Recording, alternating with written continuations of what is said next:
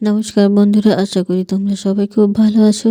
তো আজকে আবার একটি নতুন রেসিপি নিয়ে এসেছি, আলু বেগুনের তরকারি। তো আমি এইভাবে যেভাবে আমি আলু বেগুনের তরকারি বানাই, তো আমি সেটাই দেখাবো আজকে।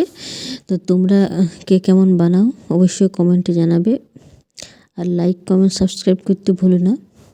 তো প্রথমে আমি সবজিগুলো সবকে কেটে রেডি করে নিয়েছি, আর এখানে টমেটো একটা নিয়েছি আর একটা পেঁয়াজটাকে ছুলে নিয়ে আর ওটাকে এখানে আমি কুচি কুচি করে কেটে রেখে নেব। এখানে কুচি কুচি করে কেটে রেখে নেব। আর এখানে আমি একটাই বেগুন নিয়েছি, ওটা বড় সাইজের। আর এখানে 4টা আলু, এগুলোকে সবজিগুলোকে আমি আগে ধুয়ে কেটে এখানে রেডি করে রেখেছি। আর এখানে একটা আমি কড়াইকে গ্যাসে চাপিয়ে দিয়েছি, আর এখানে কড়াইটা গরম হয়ে যাওয়ার পর অল্প পরিমাণে সরষের তেল দিয়ে দিয়েছি। আর এখানে দিয়ে দেবো জিরা ফোড়ন। ফোড়নটা হয়ে এলে আমি দিয়ে দেবো এখানে কাটা পেঁয়াজটা দিয়ে এখানে তারপরে কাঁচা লঙ্কা, একটা লঙ্কা দিয়ে দিয়েছি। আর এখানে ভালোভাবে নাড়াচাড়া করে লাল লাল মতন ভাজবো। আর লাল লাল মতন ভাজা হয়ে গেলে এখানে দিয়ে দেবো কাটা টমেটোটা। আর এখানে দিয়ে দেবো অল্প পরিমাণে নুনটা দিয়ে দেবো। এখানে নাড়াচাড়া করে নেওয়ার পর এখানে দিয়ে দেবো হলুদের গুঁড়ো, ধনিয়া গুঁড়ো, জিরে গুঁড়ো, এগুলো দিয়ে নিয়ে ভালোভাবে এখানে নাড়াচাড়া করে মিক্স করব।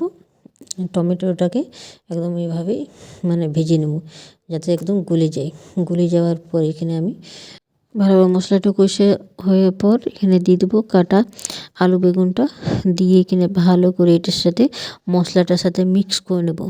মিক্স করে নেওয়ার পর এখানে আমি একদম অল্প পরিমাণে জল দেব, যাতে এটা আলুটা সিদ্ধ হয়ে যায় ভালোভাবে। এখানে জল দিয়ে দেওয়ার পরে এখানে আমি একটা থালা ঢাকা দিয়ে দেবো। আর কিছুক্ষণ পর পর থালাটা উঠিয়ে চেক করে দেখবো যে আলুটা সিদ্ধ হলো কি না।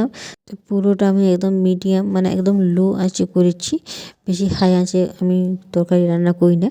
তারপরে এখানে আমি দিয়ে দেবো আদা রসুন বাটাটা। এটা ভালোভাবে আলু বেগুনটার সাথে মিক্স করে নিয়ে আবার ওখানে ঢাকা দিয়ে দেবো, যাতে আদা রসুনের গন্ধটা চলে যায়, খেতে তিতো না লাগে।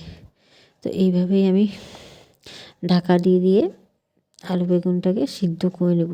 এখানে বেগুন তো সিদ্ধ হতে সময় লাগবে, এখানে আলুটাই লাগবে, তো তাই একটু সময় লাগবে। তো এখানে আলুটা সিদ্ধ হয়ে গেছে। আর এখানে আমি ওপর থেকে একটু ধনিয়া পাতা কুচি করে এখানে ছড়িয়ে দেবো। আর ওটাকে ভালোভাবে এটার সাথে মিক্স করে নেবো। বাস, আমার রেডি হয়ে গেলো আলু বেগুনের তরকারি। তো আজকের মতন টাটা, বাই বাই।